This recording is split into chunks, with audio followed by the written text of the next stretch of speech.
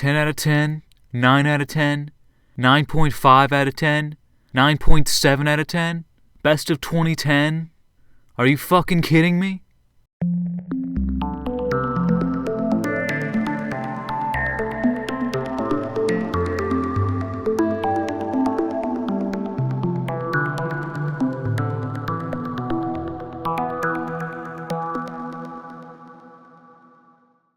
The great Flump has honored us with his presence. Listen to his infallible words. Shantae Risky's Revenge has universal praise for some reason, and I can't figure it out. It seems to be trying to be a mixture between a Metroidvania platformer and a Mario-style platformer. Because with Metroidvania-style games, your character can move left, right, up, and down. They can explore in any direction. It allows for more exploration in each area, and it allows the map to just run freely. But with Shantae, the world just goes left to right for the most part. There are caves that you can traverse up and down, but everything feels a little too linear to be a Metroid-style game. The only parts of exploration that are unique or interesting in some way are in the main town and the forest. It allows the character to jump into the foreground or the background, which is an interesting concept, but it's actually just really annoying. You have to walk to a specific area on each layer to jump back or forward, and then you have to walk all the way to the part that you want to get to. It was an interesting idea, but I don't think it worked out that well. I think if the game would have focused more on it throughout the game rather than just two areas, it could have been sharpened into a better mechanic. Not only is Shantae trying to be a mixture of Metroid fused with classic platforming, but it doesn't do either of those right, because the world in Shantae is not very expansive. There are three main areas in a town, and you have to backtrack to each of those areas multiple times throughout the game. They're really generic and bland. There's nothing very interesting about any of them. It's fun to visit them once and you're like, oh, cool, a desert. But then it's like, oh, I'm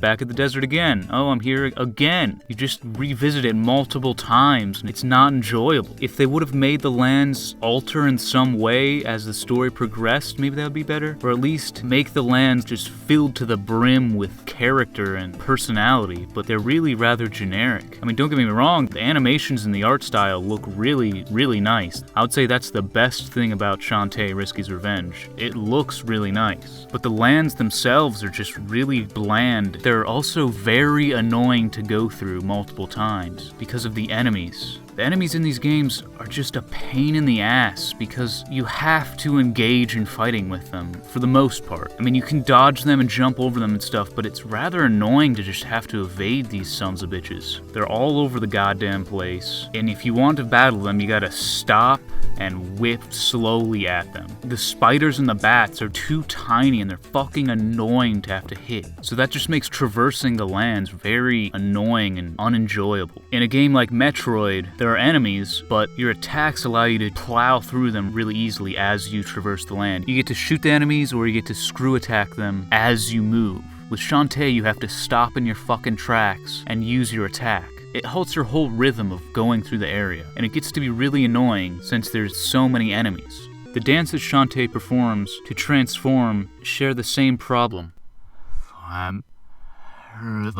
The only part of Shantae that really mimics Metroid is the mermaid portion, which in my opinion was the only fun power-up Shantae had. The elephant and the monkey were just a pain in the ass, even with their power-ups. They were just too clunky. But the mermaid, when used underwater, allowed you to move any direction you wanted. So when underwater, you can explore anywhere you want. And the underwater realm was a rather expansive world, too. I found that to be the most enjoyable. Quite interesting, considering that most games' water levels are usually the worst part, but not with Shantae. I don't know if that's a good thing or a bad thing. Also, there were multiple times in Shantae when I didn't know what the fuck I was supposed to do, because there are some elements to this game that are just never explained in any way to the player. For example, the roots that you have to burn down to get the monkey transformation power-up. It's never explained that you're supposed to burn them down. I guess you're just supposed to know that you burn down roots, but it's never established in the game that that's how roots work. Because this is the only area in the game where there are roots. It took me forever to figure out what I was supposed to do, especially because the fire ability was an optional ability. At least I thought so, but apparently you need it to burn down the roots. So I just assumed that the fire would allow me to traverse the game easier and possibly find hidden areas, but I didn't think you would need it to actually complete the game. There are just so many missions where you have to traverse the whole map trying to figure out where the hell some specific item is that you need to continue the game. And it's just not enjoyable at all, because you've already been to each location multiple times, and now you gotta go back and look at every little fucking area to try and find some stupid item.